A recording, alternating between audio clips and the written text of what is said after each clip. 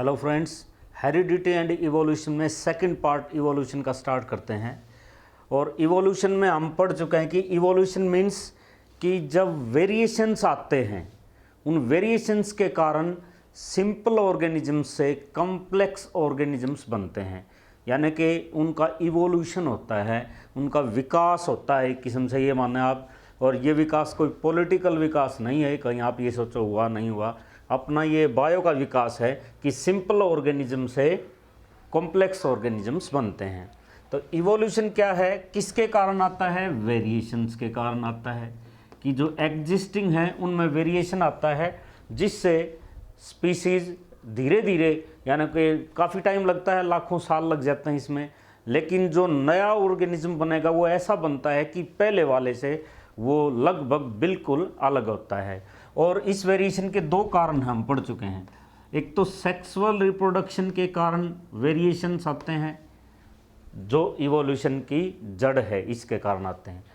और दूसरा इसमें हमने पढ़ा था कि डीएनए में जब कॉपी हो रही होती है तो उसमें, यानी कि डीएनए कॉपी में जो एरर आती है, एरर आ जाती है जब वो डिवाइड हो रहे होते हैं, फोटोकॉपी बनाते हैं, रेप्लिकेशन बोलते हैं उसको बायो में, तो उसके कारण ये वेरिएशन आते हैं। उन वेरिएशन के कारण क्या होता है? इवोल्यूशन होता है। जैसे ये एग्जांपल आपकी बुक में दिया हुआ है, एनसीईआरटी बुक में, और बिल्कुल आसान सा है, आपको इसको ड्रॉ भी कर देना है पूछा जाए तो। और अब इसको एक्सप्लेन कर लेते हैं। जैसे ये एग्जांपल लिया है बीटल्स का, तो 2 टाइप के बीटल्स हैं यहाँ पर, आप देख रहे होंगे, रेड है और एक है ग्रीन। अब बीटल्स क्या करते हैं, इनको क्रो खा जाते हैं, कौवे खा जाते हैं, ये इनका फूड है। तो इकोसिस्टम में क्या है, बैलेंस बना रहता है, एक जीव दूसरे जीव को खाता है, जिसको हम फूड चेन कहते हैं, जिससे इकोलॉजिकल बैलेंस बना रहता है। तो यहाँ पर ये इनका फूड है, अगर ये ख़त्म हो जाए, नेचर इनको ख़त्म कर दे, तो भी दिक्कत आएगी, क्योंकि फिर सारे बीटल्स रह जाएंगे। ये हमने फूड चेन में पढ़ा भी था। जैसे ग्रास है, ग्रास को डियर खा जाता है, डियर को लोयन या टाइगर खा जाता है। अगर इनमें से एक भी कोई चीज़ गायब हो जाए, सपोज लाइन नहीं है, लोयन या टाइगर नहीं है, इसका मतलब डियर बहुत ज़्यादा बच जाएंगे, इनको कोई खाने वाला नहीं है, और ये बहुत ज़्यादा हो गए तो ये सारी ग्रास को खा जाएंगे। मतलब ये है जिससे इकोलॉजी या एनवायरनमेंट बिल्कुल ख़त्म हो जाएगा। तो एक बैलेंस इनमें बना रहता है। अब यहाँ पर जैसे क्रो आए, हम इवोल्यूशन की बात कर रहे हैं यहाँ, तो ये पेड़ है, ये लीफ है, ये सारे लीफ हैं जो मैंने बनाए, इनके ऊपर ये बीटल्स हैं, छोटे छोटे कीट कीट पतंगे हैं, ये बैठे हुए हैं। तो 2 कलर के हैं, 2 वेरिएंट्स हैं अपने पास यहाँ, एक रेड है एक ग्रीन है। आप देखते ही बता सकते हैं कि इनमें से क्रो को सबसे अलग कौन सा दिखाई देगा। अगर ग्रीन लीफ है किसी पेड़ का, प्लांट का, उसके ऊपर रेड उसको बहुत दूर से दिखाई देगा।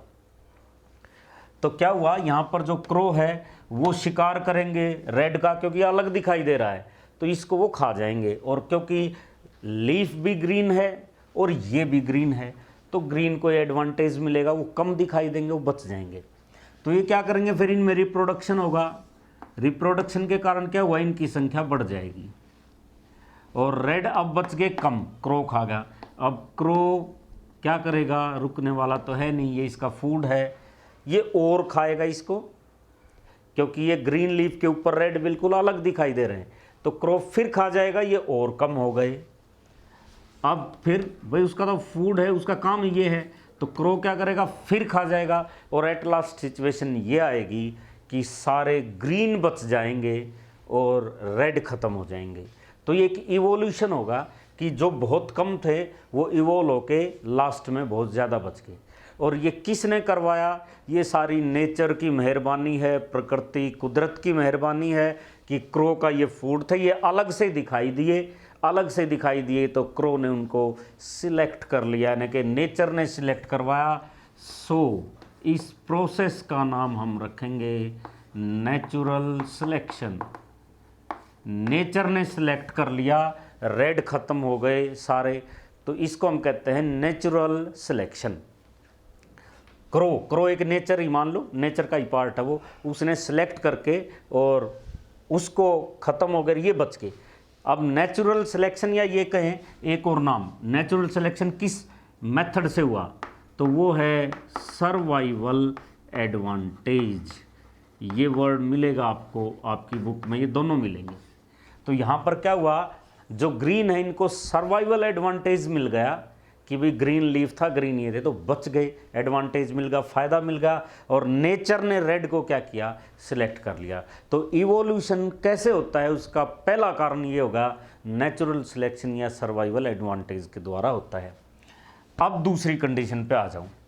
अब यहाँ पर क्या है, सारे रेड हैं, इनमें क्या हुआ, जीन्स में कुछ वेरिएशन आया।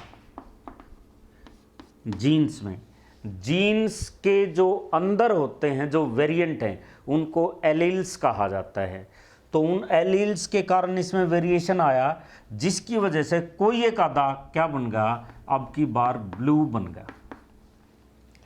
अब ग्रीन जितना एडवांटेज तो इसको नहीं है, क्योंकि क्रो ग्रीन लीफ के ऊपर ब्लू उसको दिखाई देगा तो खा तो उसको भी सकता है, लेकिन रेड का नंबर उसमें फिर भी पहला आएगा। लेकिन यहाँ क्रो की बात हम ऊपर कर चुके हैं, यहाँ दूसरे ढंग से बात करते हैं।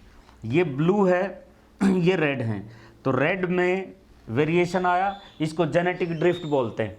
ये क्या है, ये जेनेटिक ड्रिफ्ट है कि एलील्स में डिफरेंस के कारण ये आया, एक वैरायटी बन गई।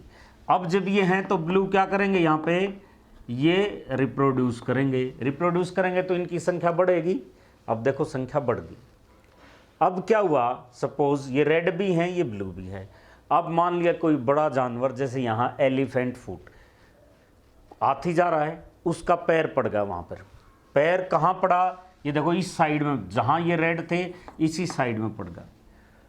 तो रेड के ऊपर पैर पड़ गया, रेड बीटल्स के ऊपर, ये ख़त्म हो गए। कौन बच गया, ब्लू। तो इसको क्या कहें, ये इनके लक की बात है, ये किस्मत की बात है कि वो पैर यहाँ पड़ा, ये बच गए और वो ख़त्म हो गए। तो इसको कहेंगे लक, यानी कि ड्रास्टिक चांस, कुदरत की मेहरबानी है, ये इनका लक है कि ये बच गए। और ये ब्लू कहाँ से बने हुए थे, ये था जेनेटिक ड्रिफ्ट, उसके कारण। तो ये इवोल्यूशन का दूसरा कारण हुआ, genetic drift plus drastic luck. इसके कारण इवोल्यूशन हुआ कि रेड ख़त्म हो गए और ब्लू वहाँ पर सरवाइव कर गए। तो दो कारण ये मेन है, ये आपको याद रखने हैं कि इवोल्यूशन किस कारण से होता है, कैसे होता है। तो पहला क्या है, जब सर्वाइवल एडवांटेज मिले नेचुरल सिलेक्शन से। दूसरा क्या है, genetic drift plus drastic chance, luck उनका साथ दे जाए, जैसे इस केस में हुआ। ये सब कुछ था इवोल्यूशन के बारे में। अब ये नीचे वाला डायग्राम क्या है, इसकी कहानी ये है, ये हैं, इसी को यहाँ दिखाया है। और मान लिया एनवायरमेंटल कंडीशन बिगड़ जाती हैं या कोई डिजीज़ आ जाता है लीफ में, प्लांट्स में, जिसकी वजह से इनको फूड कम मिलता है, फूड लेस। तो क्या होगा, जब इनको फूड लेस मिला तो ये बिल्कुल कमज़ोर हो गए। चलता रहा यही काम, अगली पीढ़ी तक भी फूड कम मिला तो भी ये कमज़ोर दिखाई दिए। तो इसका मतलब इवोल्यूशन नहीं है। क्यों, देखो वैसे तो ये और ये अलग दिखाई देंगे कि ये बहुत हेल्दी हैं, ये बहुत कमज़ोर हैं, लेकिन इसका कारण फूड की स्कार्सिटी है, उसकी कमी है। जैसे ही इनको अच्छा फूड मिलेगा, मान लिया एनवायरमेंटल कंडीशंस ठीक होगी, जिसकी वजह से लीफ जो है वो फिर से हरे भरे हो गए, पेड़ पौधे, इनको पर्याप्त भोजन मिलने लगा। जैसे ऐसा होगा ये फिर ग्रो करके वैसे ही हो जाएंगे। तो this is not an example of evolution, ये इवोल्यूशन का एग्जाम्पल नहीं है। तो मेन टू रीजन्स हैं, एक ज्योग्राफिकल सेपरेशन भी आता है, लेकिन मेन आपने दो याद रखने, इवोल्यूशन किस कारण से होता है, सर्वाइवल एडवांटेज या नेचुरल सिलेक्शन, और दूसरा है जेनेटिक ड्रिफ्ट के कारण, जिसमें ड्रास्टिक चांस फेवर करते हैं किसी भी ऑर्गेनिज्म को, और नई नस्ल, नई वैरायटी उससे बन जाती है, और ये इवोल्यूशन नहीं है। नेक्स्ट है स्पेशिएशन। इसके नाम से ही पता लग रहा है, स्पेशिएशन मीन्स जब नए स्पीसीज बनते हैं उसको स्पेशिएशन कहा जाता है। When new species are formed the process is called speciation, नए स्पीसीज का बनना। अब स्पीसीज क्या चीज़ है, ये ऐसे ऑर्गेनिज्म का एक कलेक्शन है which can reproduce among themselves, जो आपस में रिप्रोड्यूस कर सकते हैं। तो ये क्या है, ये कलेक्शन है एक, यानी कि एक समूह है ऐसे ऑर्गेनिजम्स का जो आपस में रिप्रोड्यूस कर सकते हैं, दूसरे के साथ रिप्रोड्यूस करके ऑफस्प्रिंग नहीं बना सकते। जैसे कैट है और जैसे डॉग है, तो ये क्या है, ये दोनों अलग अलग स्पीसीज हो गए, तो ये आपस में रिप्रोड्यूस करके ऑफस्प्रिंग नहीं बना सकते। तो स्पीसीज किसको कहेंगे, जो ऐसे ऑर्गेनिजम्स का कलेक्शन जो आपस में रिप्रोडक्शन करके आगे जनरेशन को चला सकते हैं, वो स्पीसीज हैं। अब बात ये है कि ये नए स्पीसीज बनते कैसे हैं, how new species are formed, new species का फॉर्मेशन कैसे होगा। तो इस न्यू स्पीसीज में ज्योग्राफिकल सेपरेशन जो है वो इम्पोर्टेंट रोल प्ले करता है। जैसे सपोज यहाँ एक टाइप के ऑर्गेनिज्म हैं और इस साइड दूसरे टाइप के हैं, और इनके बीच में कोई ज्योग्राफिकल सेपरेशन है, कोई बैरियर है, ज्योग्राफिकल बैरियर मीन्स जैसे मान लिया इनके बीच में जो है बहुत बड़ी कोई पर्वत श्रृंखला है, को माउंटेन चेन है या ओशन है, इस टाइप का कोई भी ज्योग्राफिकल फैक्टर है, तो क्या होगा, यहाँ के जो ऑर्गेनिज्म हैं, इस जगह पर जो जीव हैं और यहाँ के ऑर्गेनिज्म हैं, ये आपस में नहीं मिल सकते क्योंकि इनके बीच में ये बैरियर आ गया। तो नहीं मिल सकते तो क्या होगा, ये डिफरेंट टाइप से डेवलप करेंगे, इनकी कंडीशंस अलग हैं और इनके अंदर जो डेवलपमेंट है वो डिफरेंट होगी।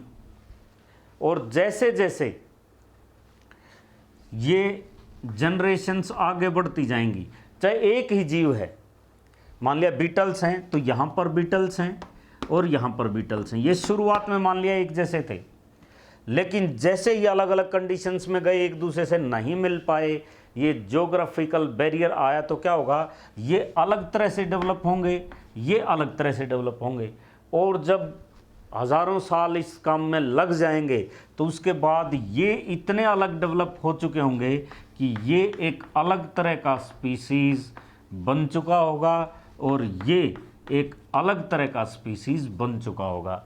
ये होता है फॉर्मेशन ऑफ स्पीसीज़, यानी कि स्पेसिएशन।